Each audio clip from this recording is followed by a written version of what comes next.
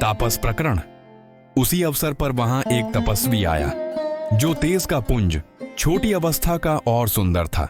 उसकी गति कवि नहीं जानते, अथवा वह कवि था जो अपना परिचय नहीं देना चाहता। वह वैरागी के वेश में था और मन, वचन तथा कर्म से श्री रामचंद्र जी का प्रेमी था।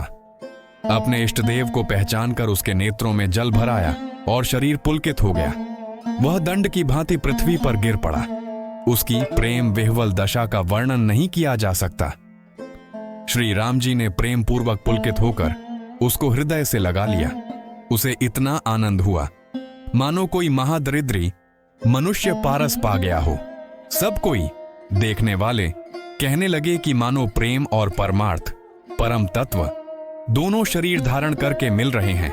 नहीं, फिर वह लक्ष्मण जी के चरणों लगा। उन्होंने प्रेम से उमंग कर उसको उठा लिया। फिर उसने सीता जी की चरण धूलि को अपने सिर पर धारण किया। माता सीता जी ने भी उसको अपना बच्चा जानकर आशीर्वाद दिया।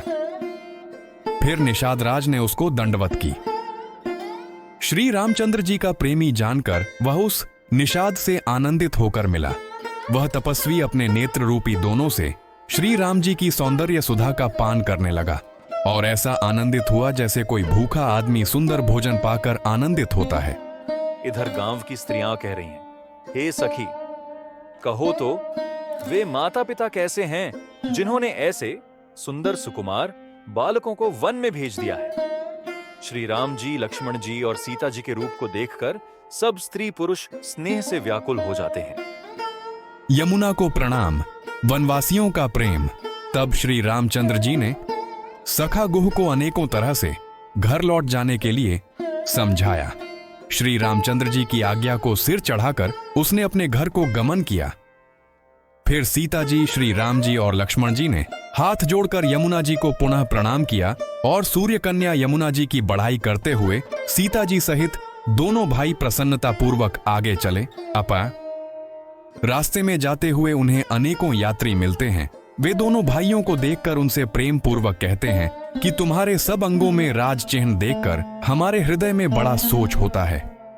ऐसे राज चिन्हों के होते हुए भी तुम लोग रास्ते में पैदल ही चल रहे हो, इससे हमारी समझ में आता है कि ज्योतिष शास्त्र झूठा ही है। भारी जंगल और बड़े बड़े पहाड़ों का दुर्गम रास्ता है, तिस पर तुम्हारे साथ सुकुमारी स्त्री है। हाथी और सिंहों से भरा यह भयानक वन देखा तक नहीं जाता। यदि आज्ञा हो तो हम साथ चलें। आप जहां तक जाएंगे वहां तक पहुंचाकर फिर आपको प्रणाम करके हम लौट आवेंगे। इस प्रकार वे यात्री प्रेमवश पुलकित शरीर हो और नेत्रों में प्रेमाश्रुओं का जल भरकर पूछते हैं, किंतु कृपा के समुद्र श्री रामचंद्र जी कोमल विनय युक्त वचन कहकर उन्हें लौटा देते हैं।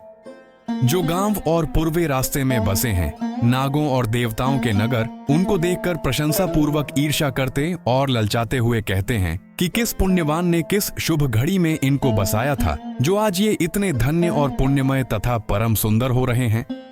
जहां जहां श्री रामचंद्र जी के चरण चले जाते हैं, उनके समान इंद्र की पुरी अमरावती भी नहीं है। रास्ते के समीप बसने वाले भी बड़े पुण्यात्मा हैं। स्वर्ग में रहने वाले देवता भी उनकी सराहना करते हैं।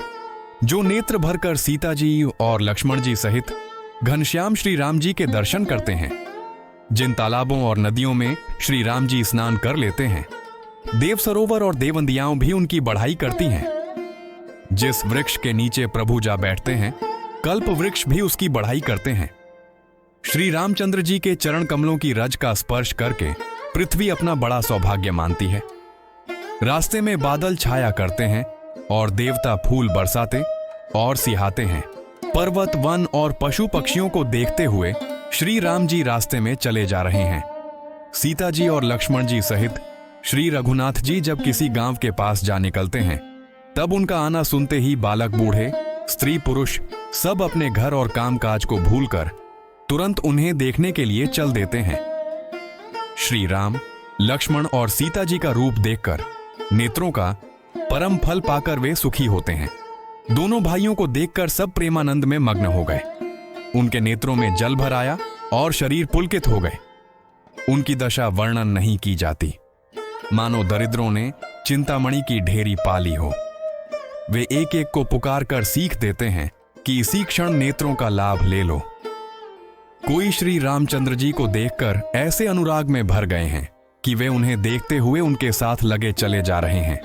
कोई नेत्र मार्ग से उनकी छवि को हृदय में लाकर शरीर, मन और श्रेष्ठ वाणी से शिथिल हो जाते हैं, अर्थात उनके शरीर, मन और वाणी का व्यवहार बंद हो जाता है। मेसाय कोई बड़ की सुंदर छाया देखकर वहां नरम घास और पत्ते बिछाकर कहते हैं कि क्षण भर यहां बैठकर थकावट मिटा लीजिए, फिर चाहे अभी चले जाइएगा, चाहे सवेरे। कोई घड़ा भरकर पानी ले आते हैं और कोमल वाणी से कहते हैं, नाथ आचमन तो कर लीजिए। उनके प्यारे वचन सुनकर और उनका अत्यंत प्रेम देखकर दयालु और परम सुशील श्री रामचंद्र जी ने अति मन में सीता जी को थकी हुई जानकर घड़ी भर बड़ की छाया में विश्राम किया। स्त्री पुरुष आनंदित होकर शोभा देखते हैं। अनुपम रूप ने उनके नेत्र और मनों को लुभा लिया है।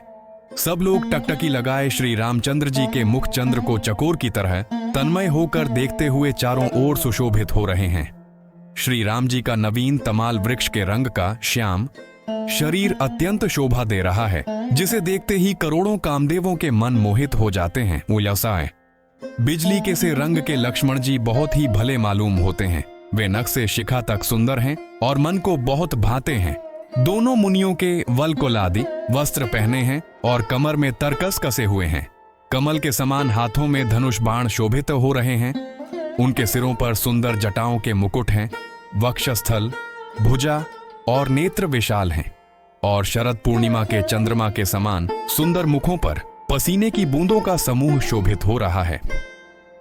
उस मनोहर जोड़ी का वर्णन नहीं किया जा सकता, क्योंकि शोभा बहुत अधिक है और मेरी बुद्धि थोड़ी है।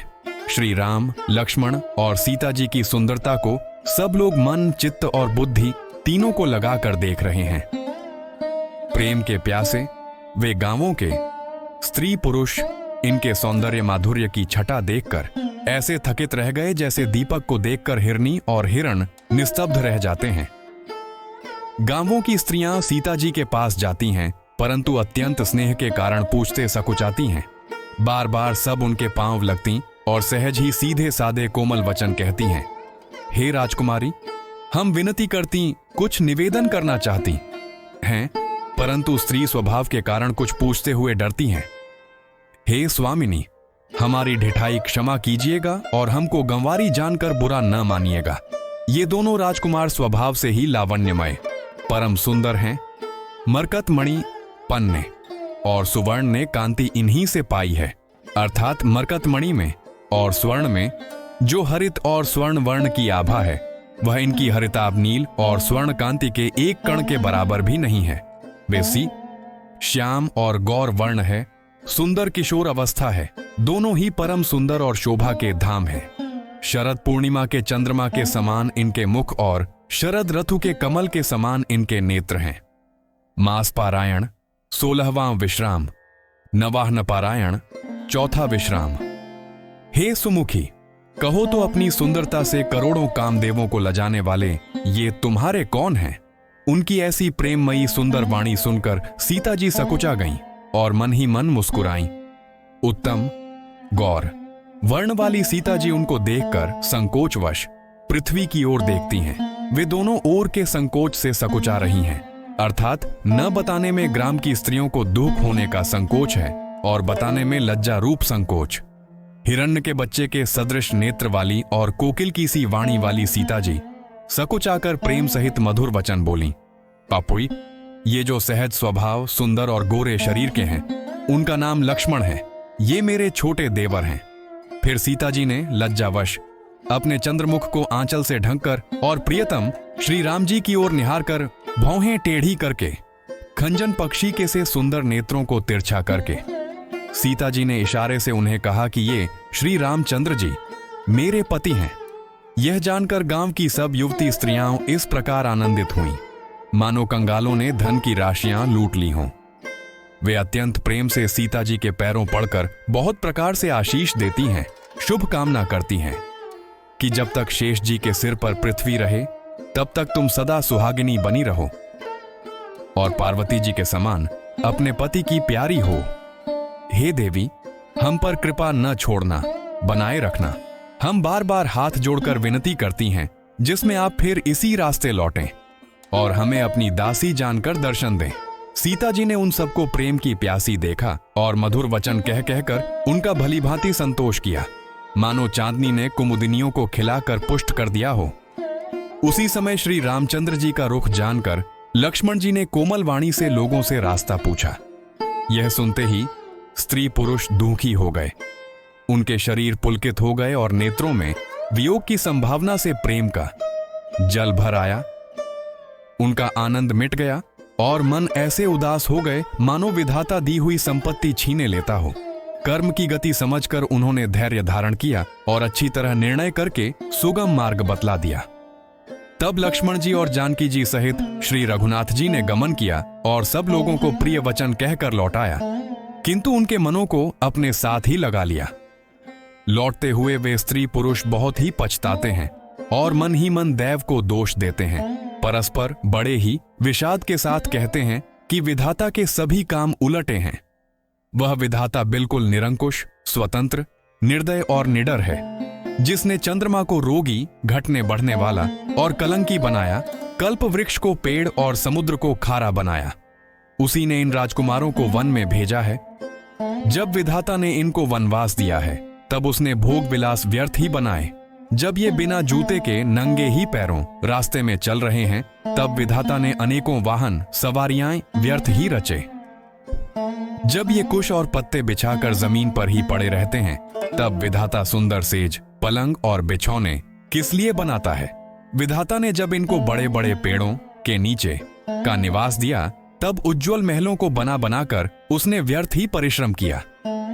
जो ये सुंदर और अत्यंत सुकुमार होकर मुनियों के वलकुल वस्त्र पहनते और जटा धारण करते हैं, तो फिर करतार विधाता ने भांति भांति के गहने और कपड़े वृथा ही बनाए।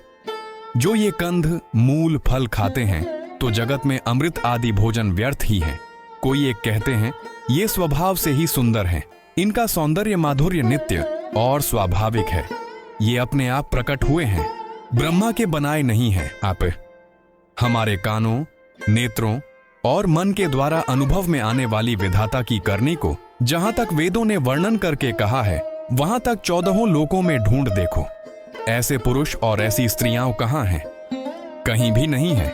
इसी से सिद्ध है कि ये विधाता के 14 लोकों से अलग हैं और अपनी महिमा से ही आप निर्मित हुए हैं। इन्हें देखकर विधाता का मन अनुरक्त मुग्ध हो गया। तब वह भी इन्हीं की उपमा के योग्य दूसरे स्त्री पुरुष बनाने लगा। उसने बहुत परिश्रम किया परंतु कोई उसकी अटकल में ही नहीं आए, पूरे नहीं उतरे। इसी ईर्ष्या के मारे उसने इनको जंगल में लाकर छिपा दिया है। कोई एक कहते हैं हम बहुत नहीं जानते, हाँ अपने को परम धन्य अवश्य मानते हैं जो इनके दर्शन कर रहे हैं, और हमारी समझ में वे भी बड़े पुण्यवान हैं जिन्होंने इनको देखा है, जो देख रहे हैं और जो देखेंगे। इस प्रकार प्रिय वचन कह कहकर सब नेत्रों में प्रेमाश्रुओं का जल भर लेते हैं और कहते हैं कि ये अत्यंत सुकुमार शरीर वाले दुर्गम कठिन मार्ग में कैसे चलेंगे। स्त्रियां स्नेहवश विकल हो जाती हैं, मानो संध्या के समय चकवी भावी वियोग की पीड़ा से सूह रही हो, दुखी हो रही हो। इनके चरण कमलों को कोमल तथा मार्ग को कठोर जानकर वे व्यथित हृदय से उत्तम वाणी कहती हैं। इनके कोमल और लाल लाल चरणों तलवों को छूते ही पृथ्वी वैसे ही सकुचा जाती है जैसे हमारे हृदय सकुचा रहे हैं। जगदीश्वर ने यदि इन्हें वनवास ही दिया तो सारे रास्ते को पुष्पमय क्यों नहीं बना दिया। अग्नि यदि ब्रह्मा से मांगे मिले तो हे सखी, हम तो उनसे मांगकर इन्हें अपनी आंखों में ही रखें। जो स्त्री पुरुष इस अवसर पर नहीं आए वे श्री सीताराम जी को नहीं देख सके। उनके सौंदर्य को सुनकर वे व्याकुल होकर पूछते हैं कि भाई अब तक वे कहां तक गए होंगे, और जो समर्थ हैं वे दौड़ते हुए जाकर उनके दर्शन कर लेते हैं और जन्म का परम फल पाकर विशेष आनंदित होकर लौटते हैं। गर्भवती, प्रसूता आदि अबला स्त्रियां, बच्चे और बूढ़े दर्शन न पाने से हाथ मलते और पछताते हैं। इस प्रकार जहां जहां श्री रामचंद्र जी जाते हैं वहां वहां लोग प्रेम के वश में हो जाते हैं। सूर्यकुल रूपी कुमुदिनी को प्रफुल्लित करने वाले चंद्रमा स्वरूप श्री रामचंद्र जी के दर्शन कर गांव गांव में ऐसा ही आनंद हो रहा है जो लोग वनवास दी जाने का कुछ भी समाचार सुन पाते हैं वे राजा रानी दशरथ कैकेयी को दोष लगाते हैं। पीप कोई एक कहते हैं कि राजा बहुत ही अच्छे हैं जिन्होंने हमें अपने नेत्रों का लाभ दिया। स्त्री पुरुष सभी आपस में सीधी स्नेह भरी सुंदर बातें कह रहे हैं। कहते हैं वे माता पिता धन्य हैं जिन्होंने इन्हें जन्म दिया, वह नगर धन्य है जहां से ये आए हैं, वह देश पर्वत वन और गांव धन्य है और वही स्थान धन्य है जहां जहां ये जाते हैं। ब्रह्मा ने उसी को रचकर सुख पाया है जिसके ये श्री रामचंद्र जी सब प्रकार से स्नेही हैं।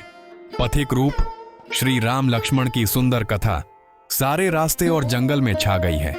रघुकुल रूपी कमल को खिलाने वाले सूर्य श्री रामचंद्र जी इस प्रकार मार्ग के लोगों को सुख देते हुए सीता जी और लक्ष्मण जी सहित वन को देखते हुए चले जा रहे हैं। आगे श्री राम जी हैं, पीछे लक्ष्मण जी सुशोभित हैं। तपस्वियों के वेश बनाए दोनों बड़ी ही शोभा पा रहे हैं।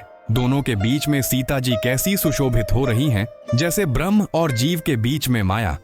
सी फिर जैसी छवि मेरे मन में बस रही है उसको कहता हूं मानो वसंत रथु और कामदेव के बीच में रति कामेदव की स्त्री शोभित हो।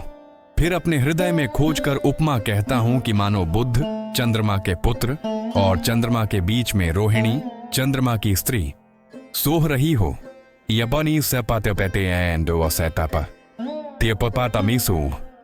प्रभु श्री रामचंद्र जी के जमीन पर अंकित होने वाले दोनों चरण चिन्हों के बीच बीच में पैर रखती हुई सीता जी कहीं भगवान के चरण चिन्हों पर पैर न टिक जाए इस बात से डरती हुई मार्ग में चल रही हैं और लक्ष्मण जी मर्यादा की रक्षा के लिए सीता जी और श्री रामचंद्र जी दोनों के चरण चिन्हों को बचाते हुए दाहिने रखकर रास्ता चल रहे हैं। पैस्टामोटे श्री राम जी लक्ष्मण जी और सीता जी की सुंदर प्रीतिवाणी का विषय नहीं है, अर्थात अनिर्वचनीय है, अतः वह कैसे कही जा सकती है।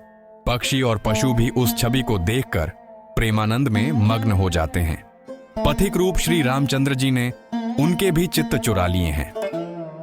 प्यारे पथिक सीता जी सहित दोनों भाइयों को जिन जिन लोगों ने देखा उन्होंने भव का अगम मार्ग जन्म मृत्यु रूपी संसार में भटकने का भयानक मार्ग बिना ही परिश्रम आनंद के साथ तय कर लिया, अर्थात वे आवागमन के चक्र से सहज ही छूटकर मुक्त हो गए। वैसे आज भी जिसके हृदय में स्वप्न में भी कभी लक्ष्मण सीता राम तीनों बटोही आ बसें तो वह भी श्री राम जी के परम धाम के उस मार्ग को पा जाएगा जिस मार्ग को कभी कोई बिरले ही मुनि पाते हैं। तब श्री रामचंद्र जी सीता जी को थकी हुई जानकर और समीप ही एक बड़ का वृक्ष और ठंडा पानी देखकर उस दिन वहीं ठहर गए।